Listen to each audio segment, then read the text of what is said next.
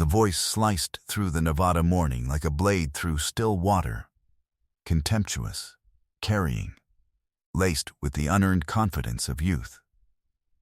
Gunnery Sergeant Bryce Calloway stood at the edge of the yellow safety line with his arms crossed over his immaculate flight suit, his ballistic watch glinting in the early sun.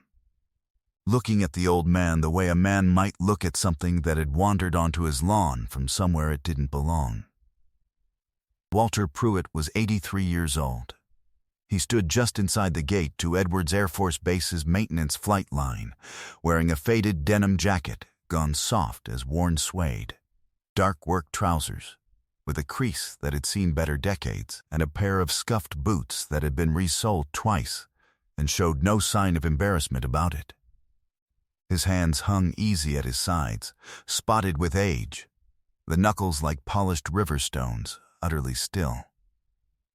He was not looking at Calloway. He was looking at the aircraft. The F-22 Raptor sat 60 yards behind the safety tape at the end of a long morning's worth of failed solutions, surrounded by men with expensive equipment and increasingly frustrated faces. It had gone silent 19 hours ago during a routine post-maintenance power cycle. Silent in a way that Lockheed Martin's regional avionics team could not explain. That the base's top 2 crew chiefs had been unable to resolve, and that had grounded a scheduled demonstration for a visiting congressional delegation and cost somebody a very bad evening on the phone. The tarmac radiated stored heat. The air smelled of jet fuel and the particular baked metal undertone of a flight line that has been working since before dawn. Flags at 3 points along the runway's edge contradicted each other entirely about the direction of the wind. Walter Pruitt looked at the flags. He looked at the aircraft. He did not look at Calloway. "Sir." Airman First Class Dunny Reyes materialized at Calloway's elbow, holding a clipboard with the slightly cornered expression of someone who has been handed a problem she did not create. He was cleared at the main gate. "There's a colonel's. I don't care about any colonel's authorization." Calloway's voice was not lowered. "There were 11 men within earshot, and that was not an accident. What I care about is that I have a downed 5th-generation aircraft. A technical team that's been out here since before Reveille, and somebody has sent me a retired civilian in a denim jacket." He turned toward Walter Pruitt with the full weight of his institutional authority, which was considerable, and aimed it like a headlight. "Sir, this is a restricted maintenance flight line. I'm going to need you to step back past the perimeter and let the people who actually work on these aircraft do their jobs." Walter Pruitt's head turned toward Calloway with the slow deliberateness of a man who has decided to give something the attention it's requesting. His eyes were gray, clouded slightly at the edges with age, but possessing a depth like looking down a very deep and very cold well. The kind of depth that cannot be manufactured and is only produced by the accumulation of things a person has survived. Her integrated vehicle health management system is arguing with her mission systems processor, Walter said. His voice was a low and unhurried rasp, the sound of gravel moving down a dry hillside in no particular hurry. They're not talking to each other anymore. Somebody ran a software update on one of them and didn't recalibrate the handshake protocol on the other. She's not broken. She doesn't know how to start a conversation with herself. Silence. 2 of the Lockheed engineers near the aircraft glanced over. Calloway held the silence just long enough to make it a point, then let out a short laugh, the kind calibrated to carry to an audience. "Hear that?" He addressed the general vicinity, 2 junior airmen to his left included. "She doesn't know how to have a conversation with herself." He stepped closer, and his size made the step mean something. He was 6'1", broad through the shoulders. A man who had spent 20 years becoming exactly what the United States Marine Corps required of him, and he had never entirely stopped performing for the room. "You know what those guys have out there, Pops? They have Lockheed Martin factory-certified avionics engineers. They have diagnostic tools that cost more than the average American's house. You know what you have? He reached out and jabbed a finger at the faded cloth patch on the breast of Walter Pruitt's denim jacket. A small thing, tan and worn nearly featureless. The kind of patch most people would walk past without registering. His finger hit it with the particular contempt of a man who has decided that an old man's quiet dignity is an invitation. You have a jacket with a badge on it. The heat went out of the morning. The noise was the thing he always remembered first. Not the pitch. The weight, the specific bone-deep thrumming of a carrier at flight quarters, steel beneath his feet transmitting the heartbeat of 4 acres of sovereign American territory. The air tasting of salt and burned hydraulic fluid, and that particular baked wire smell that only lives inside the skin of a working aircraft. He was 21 years old. He was lying on his back inside the access bay of an A-6 Intruder on the deck of US Enterprise, somewhere in the South China Sea in 1966, with a penlight in his teeth and both hands occupied with a wiring harness that should not have behaved the way it was behaving. Around him, the deck was a controlled catastrophe. Aircraft moving. Men moving, the whole magnificent, dangerous ballet of a ship preparing to put bombs on a target before the sun came up over the horizon. The A-6 was not going to make that launch. Not as things currently stood. His division officer, Lieutenant Commander Paul Greer, lean man, Kentucky accent. The habit of holding a pencil behind his ear even in flight gear, had squatted at the access bay opening 10 minutes ago and said, "Pruitt, I need you to tell me this airplane can fly." He had said it the way a man says a thing, when what he actually means is, "I need you to find whatever is wrong and fix it before I have to make a phone call I don't want to make." Walter had been at it ever since. The problem was not where the diagnostics said it was. The diagnostics said it was a navigation system issue. Walter had learned over 2.5 years on the flight deck that aircraft diagnostics told you where the problem had presented, which was frequently not where the problem lived. He had learned to move backwards from the symptom toward the source, following the logic of the machine the way you follow a creek backward to find the spring. He traced the fault through 3 systems and found it in the 4th, an interface card in the aircraft's central air data computer, reinstalled correctly by every instruction in the maintenance manual, but installed in the wrong orientation relative to the socket's own internal polarity standard, a standard that existed in the engineering documentation and nowhere else, that no technician without the specific institutional knowledge of that airframe's production quirks would have known to check. He fixed it in 6 minutes. Greer had crouched back at the bay opening, looked at Walter's expression, and understood. "How?" he said. "She wasn't broken," Walters said, sliding out from the bay. She was talking to herself in a language she'd been taught wrong. You correct the language. She figures out the rest. Greer had looked at him for a long moment. Then he had reached into the breast pocket of his flight suit and removed a small pin, an insignia that Walter didn't recognize. Too worn and too handled to be legible from any distance, the kind of thing a man carries not to show, but to hold. Greer turned it over once without looking at it. "My father flew Corsairs off of Sicily in 1943, he said. "He gave me this the night I got my wings. Said it was given to him by the best aviation mechanic he ever saw, who told him that the man who truly knows an aircraft is always the most dangerous man in the room." He looked at Walter. The carrier moved. The deck guns of the wind hit them both. "You should have this." He pressed the pin into Walter's palm. His fingers were cold. 3 weeks later, over North Vietnam, Paul Greer's A-6 did not come back. Walter blinked. The Nevada morning came back around him. The heat, the tarmac, the flags contradicting each other. Calloway's finger was still on his patch.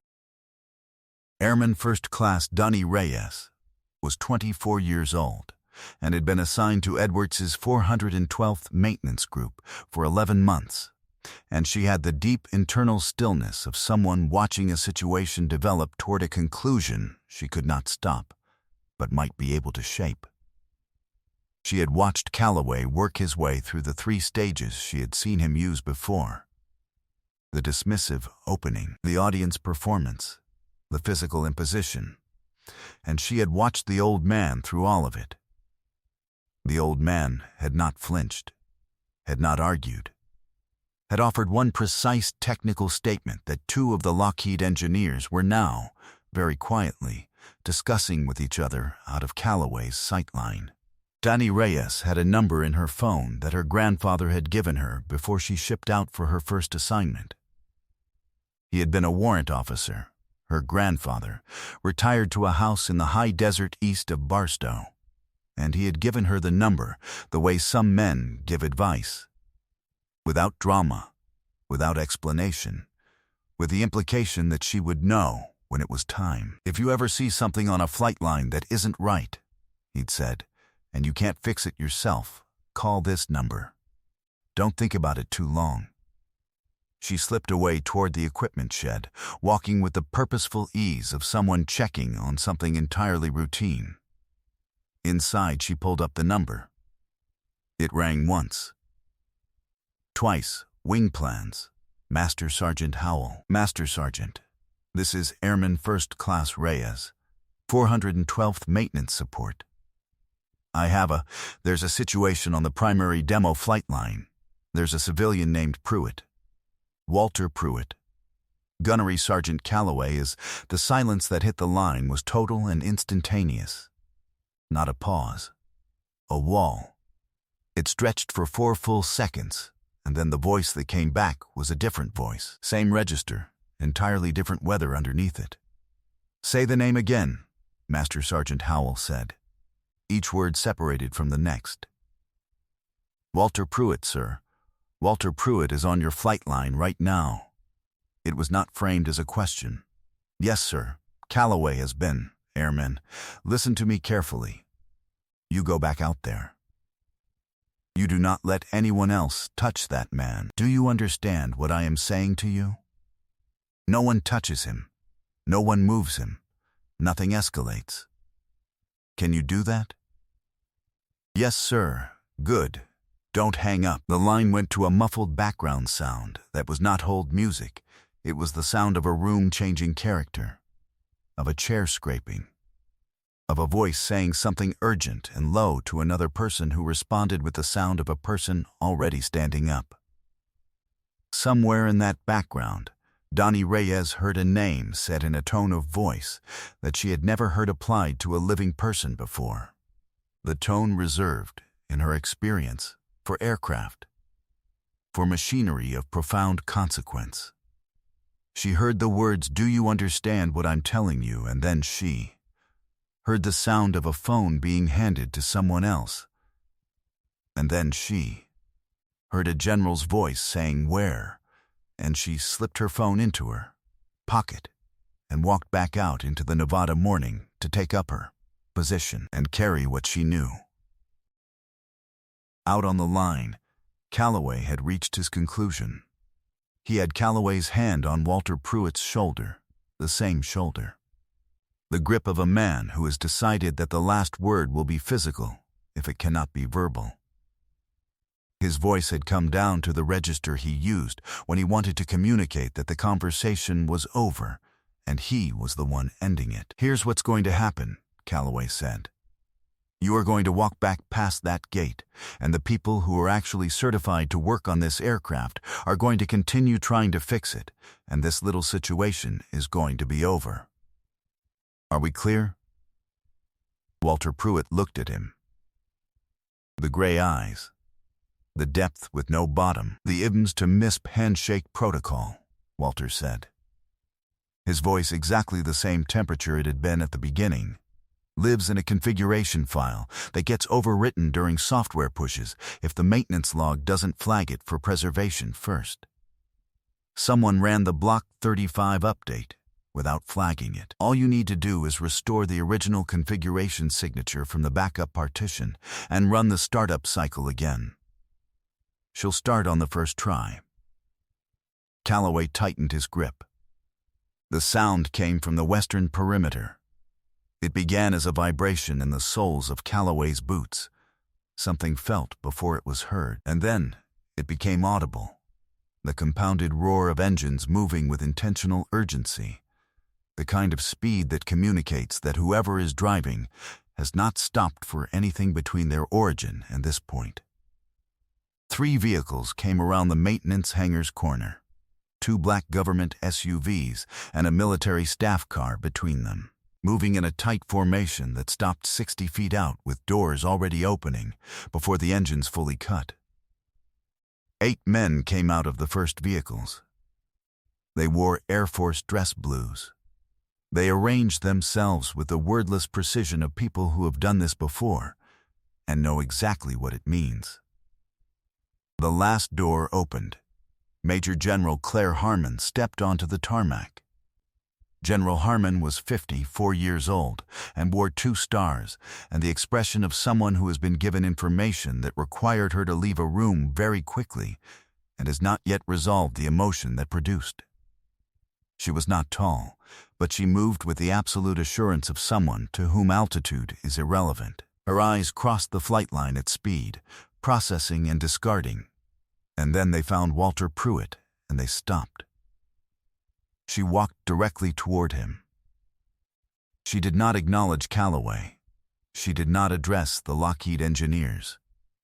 She did not look at the aircraft. Her path was a straight line, and its terminus was the old man in the faded denim jacket, and nothing that existed between her and that terminus registered as an obstacle.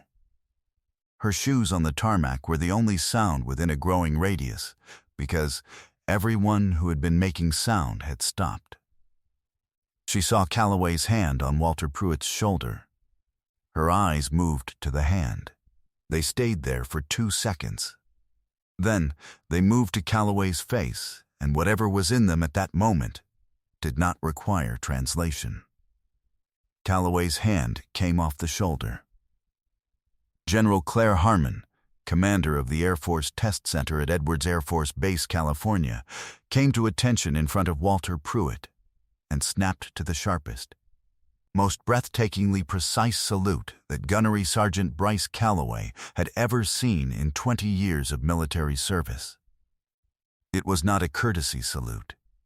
It was not a salute between equals.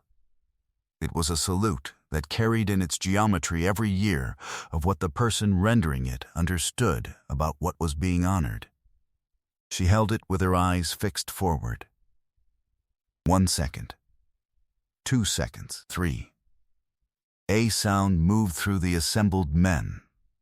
Not quite a gasp, not quite silence, but the specific noise of a group of people realizing simultaneously that they have completely misunderstood the situation they are in. Walter Pruitt raised his right hand and returned the salute with a precision that had no business existing in a hand that age, and then lowered it. And General Harmon lowered hers. Calloway's jaw was open. His face had gone the color of tarmac chalk. General Harmon reached into her jacket and removed a folded document. She did not address Calloway immediately. She addressed the assembled personnel, the engineers, the crew chiefs, the airmen, the men who had been part of the audience for the last 45 minutes. "I am going to read something," she said. Her voice carried without being raised, "and I want everyone here to listen." She unfolded the document. Walter Elias Pruitt, Chief Warrant Officer 3, United States Navy, retired, service period 1963 to 1989. 26 years. She let that land. Assigned to Attack Squadron 35, US Enterprise South China Sea Operations, 1965 to 1968. Participated in 41 combat cruise operations. Cited by name in a 1967 Fleet Maintenance Report for developing an on-deck diagnostic methodology that reduced launch abort rates in A-6 intruder aircraft by 28% across the Pacific Fleet. She looked up briefly, then returned to the document. Naval Air Systems Command, Special Technical Consultant, 1969 to 1977. Primary contributor to the F-14 Tomcat integration team. Author of the interface calibration protocol still used in naval aviation maintenance training. She turned a page. Brought out of retirement in 1983 to consult on the Advanced Tactical Fighter program at Wright-Patterson, the program that became the aircraft behind that safety tape.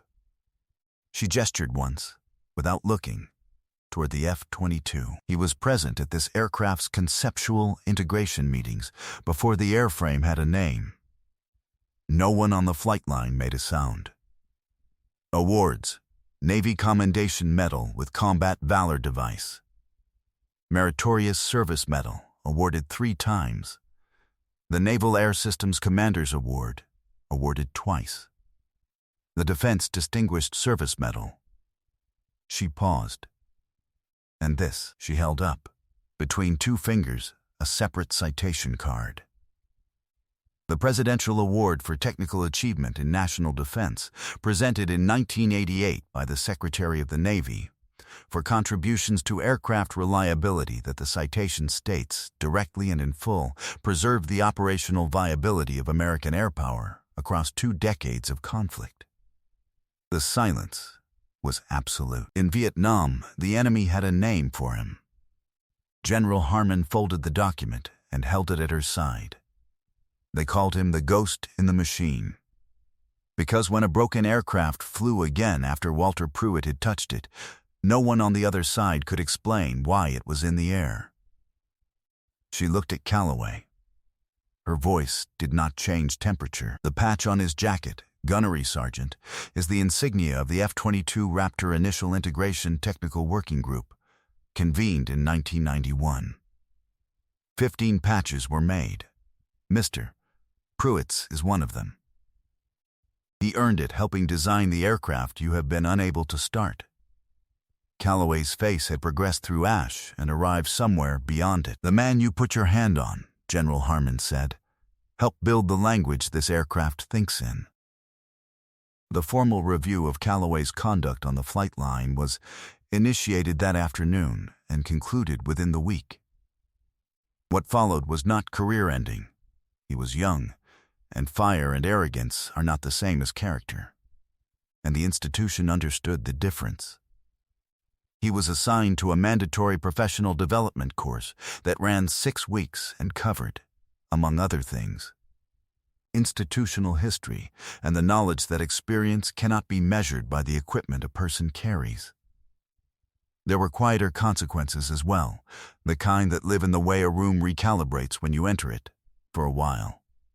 The kind that are, in their own way, educational, out on the flight line, after the document had been folded away and the formalities concluded. Walter Pruitt walked to where Calloway stood, diminished now in a way that had nothing to do with rank and everything to do with understanding. Walter placed his hand on the same shoulder he had just gripped. He held it there a moment. Calloway looked at the hand. "You've got good instincts," Walter said. His voice carried no triumph and no cruelty, which made it hit harder than either would have. "The training they gave you is real. The equipment you have out here is genuinely extraordinary." He removed his hand. "But the aircraft doesn't care about your equipment, son. She cares whether you understand her. Knowing the manual is not the same as knowing the machine." He glanced toward the F-22 one more time, the way a man glances at something he has known for a very long time. The quietest voice in the room is usually the one worth listening to most. He turned and walked toward the access panel below the Raptor's forward fuselage, and the engineers and crew chiefs made space without being asked. And he crouched with the careful economy of 83 years and asked for one specific tool by its part number, and was handed it, and he worked in silence for 17 minutes. Then he stood up and said, "Run the startup sequence." The F-22 came alive. The particular ascending sequence of a fifth-generation fighter, finding its systems again after 19 hours of silence, move through the flight line like something correcting itself, something confused becoming clear. And every man standing there who had spent the last 2 days on the problem stood listening to it with an expression that was several things at once. General Harmon watched from behind the tape line. She caught Walter Pruitt's eye as he walked back past her. "I should have called sooner," she said. "You called," he said, simply, and got into the plain sedan that was waiting for him, and was gone. It was 2 months later, on a Tuesday morning, at a diner outside of Rosamond, the kind of place with padded vinyl stools and laminated menus and coffee that arrived in a mug without being asked for. Calloway was in a booth near the back, in civilian clothes, with the look of a man who has spent some significant time recently thinking about things he had not previously considered worth thinking about. He saw the denim jacket come through the door before he saw the face. Walter Pruitt moved through the diner with the unhurried attention of a man looking for a place to sit. He registered Calloway without surprise, or if there was surprise, it had already passed through him and been set down somewhere. He crossed to the booth and stopped. Calloway did not let the moment get easier than it already wasn't. "Mr. Pruitt," he said. "Then I owe you an apology. What I said and did out there, none of it was right. It wasn't about you. It was about me. And I'm sorry." Walter Pruitt looked at him for a long moment with those gray, deep eyes. Then he sat down across the table. "I know you are," he said. He slid the second laminated menu across the table without ceremony. "Eggs are good here." Calloway looked at the menu. Something passed across his face that was not quite a smile but contained the raw material for one. They ordered coffee. They talked for a while, not about the flight line, not about the aircraft, about other things. Calloway asked one question about the Enterprise, carefully, and Walter answered it, and the answer lasted about 4 minutes and covered things that Calloway would think about for the rest of his career. When Walter Pruitt stood to leave, he put a hand on the table edge briefly, the gesture of an old man rising, and then he straightened and walked out into the Tuesday morning and was gone. Calloway sat with his coffee and watched the door and thought about what it meant to know a machine, not its manual, not its specifications, but its language. The way a person who has given decades to a thing develops an understanding of it that lives below the level of documentation. The way that understanding looks, from the outside, like nothing at all. Quiet heroes walk among us every single day. They sit at diner counters and stand on flight lines and offer one precise sentence that means more than it appears to mean. They carry the weight of what they have built and repaired and preserved in objects that look ordinary until someone finally understands what is being carried. We don't always deserve them. They show up anyway. If you were moved by Walter's story of quiet courage and timeless wisdom, hit that like button. Share this video with someone who needs to see it. And be sure to subscribe to Veterans Valor for more stories of America's unassuming heroes. And click that notification bell so you never miss a story of the quiet warriors who walk among us.